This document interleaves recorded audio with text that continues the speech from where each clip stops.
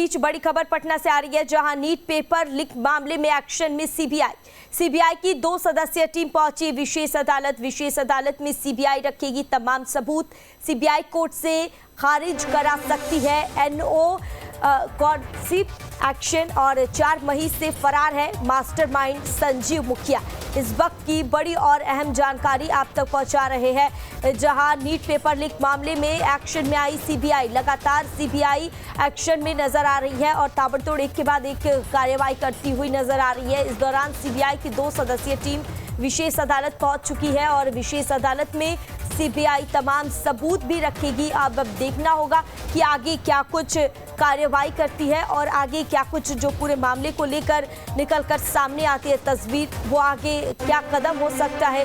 और बता दें आपको, इस दौरान 4 मई से इस पूरे जो गेम है, पूरा जो खेल है, उसका मास्टरमाइंड संजीव मुखिया फरार है और उसको लेकर भी अब तलाशी जारी है। और इस खबर पर ज्यादा जानकारी के लिए हमारे साथ हमारे संवाददाता उत्कर्ष जुड़ गए हैं। उत्कर्ष, अब सीबीआई की टीम विशेष अदालत पहुंच गई है, अब तक क्या कुछ जानकारी और अपडेट?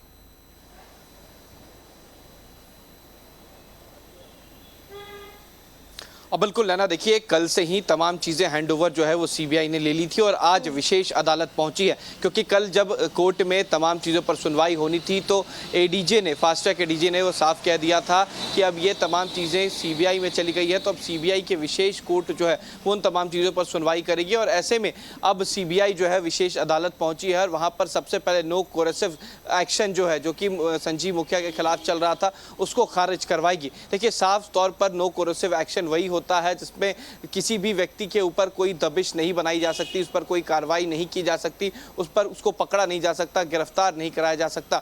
तो ऐसे में संजीव मुखिया काफ़ी शातिर माना जाता है, उसने पहले ही नो कोरेसिव एक्शन अपने ऊपर करवा लिया था, इस वजह से पुलिस जो है उसे नहीं ढूंढ पा रही थी। लेकिन अब सबसे पहले उसके ऊपर ये नो कोरेसिव एक्शन जो है वो खारिज करवाया जाएगा, उसके खिलाफ फिर अरेस्ट वारंट निकलवाया जाएगा और माना जा रहा है कि 1 से 2 दिनों के अंदर अरेस्ट वारंट जो है वो संजीव मुखिया के खिलाफ निकल सकता है। देखिए संजीव मुखिया 4 मई से अपने कॉलेज नहीं गया है और आखिरी बार 10 मई को उसने आवेदन दिया था छुट्टी के लिए। तो कह सकते हैं कि जिस वक्त से नीट पेपर लीक मामला शुरू हुआ तब से संजीव मुखिया किसी के नज़र से भी कह सकते हैं कि दूर हो चुका है, सबकी नज़र से फरार है। और ऐसे में 2016 में भी संजीव मुखिया ने इसी तरीके का कार्य किया था, जब नीट पेपर लीक मामला था तो संजीव मुखिया का नाम था। और इस बार भी संजीव मुखिया किंगपिन माना जा रहा है और यह भी तय है कि जल्द से जल्द सीबीआई जो है उस पर बंदिश जो है वो बढ़ा सकती है। हाँ बिल्कुल उत्कर्ष, ऐसे में लगातार सीबीआई का शिकंजा है जो वो बढ़ता जा रहा है और ये मास्टरमाइंड संजीव मुखिया भी फरार है। लेकिन अभी तक जिन आरोपियों को कस्टडी में लिया गया है उनसे पूछताछ की जा रही है,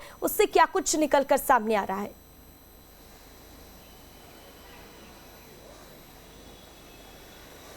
और बिल्कुल देखिए, जो भी पूछताछ हुई है पहले आर्थिक अपराध इकाई ने किया है, अब तक सीबीआई के द्वारा किसी से पूछताछ नहीं हुआ है। आज जब कोर्ट में ये तमाम दलीलें रखी जाएंगी तो कोर्ट जो है वो पूछताछ के लिए कह सकते हैं कि अर्जी भी लगाएगा और तमाम लोगों को रिमांड पे लेगा। देखिए सबसे पहले जो रिमांड पे जाएगा वो माना जा रहा है कि सिकंदर यादवेंद्र, क्योंकि सबसे बड़ा प्लांट करने वाला अगर कोई व्यक्ति था तो सिकंदर यादवेंद्र, नीतीश और अमित आनंद, इन तीनों व्यक्ति से सबसे पहले सीबीआई पूछताछ कर सकती है। उनके अनुसंधान में जो बच्चे थे जिनका एडमिट कार्ड गाड़ी में मिला था सिकंदर यादवेंद्र के, उनसे भी पूछताछ हो सकती है, यानी कि अनुराग यादव से, आयुष से, उसके अलावा अभिषेक से, इन तमाम लोगों से पूछताछ करेगी सीबीआई। लेकिन कल तक ये कोई पूछताछ नहीं हुई थी। आज जब कोर्ट के तमाम फरमान के बाद जो है वो सीबीआई पूछताछ शुरू करेगी। बिल्कुल उत्कर्ष, अब देखना होगा कि सीबीआई की जांच कहां और कहां तक पहुंचता है। ऐसे में तमाम जानकारी साझा करने के लिए बहुत बहुत शुक्रिया उत्कर्ष आपका।